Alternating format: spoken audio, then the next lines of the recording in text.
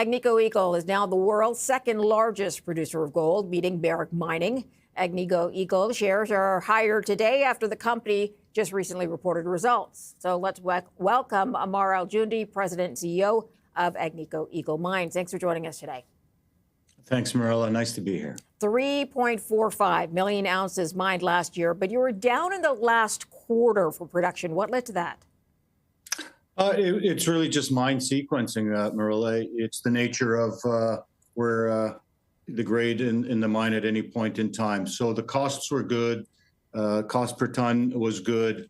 It was just grade and mine sequencing. Okay, you say the payable gold production forecast will be in the 3.3 to 3.5 range for the next 3 years. What leads you to that assessment?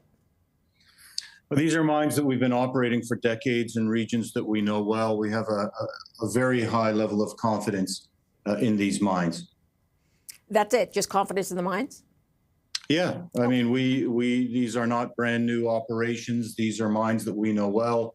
Our teams are the best in the world when it comes to operating those mines. I think the real story is going forward, where we see a step change to over 4 million ounces starting early in 2030s and closer to about a 20 to 30% overall increase over the next decade. I did see that 20 to 30% in gold production increase. Yeah. So where is that coming from? That's coming mostly, Marilla, from expanding some of these great mines. So let's take a look at that. Detour, which is Canada's biggest mine, we see that growing from about 700,000 ounces a year to about 1 million ounces a year. Canadian Malartic, Canada's second biggest mine, we see that growing from about 550 to about 1 million ounces a year as well. Now, to put that into perspective, in the entire world, there's only 4 mines producing 1 million ounces a year or more, and only one of them is in the Western world. So when these two, which are already Canada's 2 biggest mines, when they hit 1 million ounces each, Agnico will have 2 of only 3 mines in the Western world producing over 1 million ounces a year. Wow. All right. You've acquired Yamana Gold and Kirkland Lake gold assets. Can you give us a bit of an update then on both? Well, the merger with Kirkland Lake, that came with Detour, and Detour is the mine I just talked about, getting to 1 million ounces. And interestingly, Yamana, when we acquired the Canadian assets of Yamana, that was the other half of Malartic, the other mine I talked about. So it's a good opportunity to mention that we've really created an awful lot of value through those mergers and acquisitions, in that a large part of the growth is coming from those 2 world-class mines. And it really reflects how Agnico is able to acquire something at one level and then really bring it up to a much higher level. Let's talk about the price of gold, which has skyrocketed over the past couple of years. Obviously, you've benefited from that. What happens if there is a drop in bullion? Well, you know, we are already the lowest cost producer of our peers. We already operate in the safest jurisdictions. So, you know, while we're benefiting exceedingly from the increase in gold price, just to put it into perspective, Marilla, year over year change in gold price is up $1,700.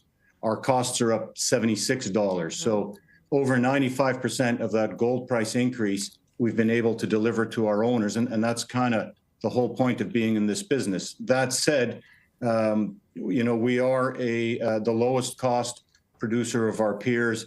We have $3 billion on the balance sheet. We have no net debt. So we're in really a strong position, even in a downward gold price environment. But again, importantly, able to deliver all that upside, not just upside in the gold price, but as we grow our production, we're actually going to create more gold per share for our owners. Okay, so let's talk about buyback plans. I'm wondering if you plan to accelerate that, all things considered. I think that at these gold prices, you can expect a likely increase in the buyback over the year. Any indication of how much? Well, we're looking to increase our normal course issuer, our buyback limit to $2 billion. Okay. Let's talk about silver and copper, which you produce as well. Can you give us an update on both of those and how that has benefited you over the last year? Those are pretty small in our portfolio. We're about 97, 98% gold. So while they do benefit us and in particular have an impact a little bit on the net cost, we really are the most gold-centric of any of the senior gold mining companies. Okay, so let's take a look ahead to 2026, 2027. You talked about the production that you expect after that. You expect it to be even higher, 20 to 30% higher from two of your major mines. What are the challenges you're looking at in the next 1 to 2 years? Well, first of all, let me say that the growth is going to be more than just those two mines we talked about. We're building a new mine in Ontario. We're looking to announce building a new mine in Nunavut. That mine alone will be over 400,000 ounces a year. We're looking at building a mine in Mexico, a copper mine. So we've really got a lot going on. So the growth is broad-based. With regards to risks over the next couple of years, again, we have reliable assets and reliable regions. We've been operating there for decades. Clearly, the biggest risk is gold price changes. But as we talked about, we're very well positioned for that as well. Do you think it's jurisdiction then that has mostly held back Barrick Mining, which was number 2 for production, which you have just ousted? Well, I don't really want to talk about our peers. I mean, I know the people at Barrick quite well. They're good people, and they're working on different strategies. They are looking at separating their North American assets from the rest of their assets. They're smart people. They'll figure out what to do. Any acquisitions coming up on your calendar? We always look at everything. That's part of our job. We get paid to look for opportunities to invest our owners' money.